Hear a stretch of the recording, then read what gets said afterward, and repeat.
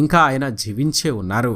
ఇప్పటికే ఆయన హాస్యం మనకు నచ్చుతుంది అంటే ఆయన నటనా శైలి ఎంత అద్భుతమైనదో మనం తెలుసుకోవచ్చు. ఇక రేలంగి గారు నటించిన సినిమాలో కీలుగుర్రం ఎంత పెద్ద సూపర్ హిట్ అయిందో ప్రత్యేకంగా చెప్పనక్కర్లేదు. అందులో ఉన్నది చిన్న పాత్ర అయినా మేజాపురం రాజా నుంచి విండు కీలుగుర్రాన్ని జ్ఞాపికగా అందుకున్నారు. ఇక ఆ తర్వాత ఆయనకు ఎంతో మంచి పేరు ప్రఖ్యాతులు లభించాయి.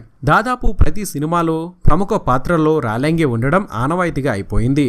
మిస్సమ్మ, మాయాబజార్, దొంగరాముడు, వెలుగు నీడలు, విప్రనారాయణ, నర్తనశాల, అప్పు చేసి పప్పుకూడు ఎన్నో అద్భుతమైన పాత్రలు హీరోలతో సమానమైన పేరు ప్రఖ్యాతులు తెచ్చిపెట్టాయి. రేలంగి సరసన సూర్యకాంతం, గిరిజ ఎక్కువగా నటించారు. రేలంగి నటుడిగా మాత్రమే కాకుండా కొన్ని చిత్రాల్లో పాటలు కూడా పాడేవారు. ఆయన సినీ జీవితం ఎంతో మందికి ఆదర్శమని ఇప్పటి నటీనటులు ఎంతో మంది చెప్తూ ఉంటారు. మరి చూసారు కదా, ఈ వీడియో మీకు నచ్చినట్లయితే తప్పక లైక్ చేయండి, షేర్ చేయండి, మీ అభిప్రాయాన్ని కామెంట్ రూపంలో